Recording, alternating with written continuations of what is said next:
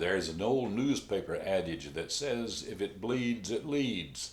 The more violence there is, the more it gets to the front page and the more people want to buy the magazines or watch the television programs. But it's not all violence.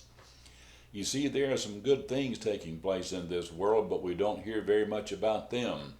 There's a young fellow named Garrett Lowry who is 11 years old, loves baseball, but he also loves to knit. And so Garrett knits caps for children who have had cancer and lost all their hair. We don't hear much about Garrett Lowry. Or there's Ella Traylor, who is 7 years old. And what she does is she collects crayons for children who are in the hospital and who may not have crayons of their own. But she collects them and then she distributes them. And then there is Paul Watson of Independence, Missouri, 15-year-old young man. He didn't have a bicycle when he was growing up, so he goes around collecting old discarded bicycles, and then he refurbishes them, and then he gives them away. We don't hear a lot about this, but we should.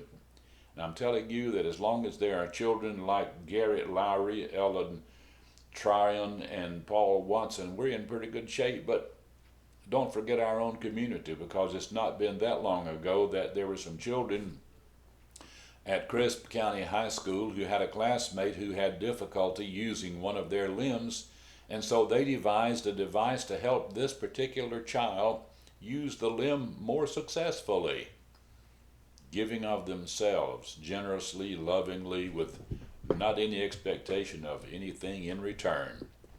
If it bleeds, it leads, yeah, but there's a lot of good going on out there too, and I want to hear about that. And this is Don and Max saying thank you for watching today's Light and Love from Liberty.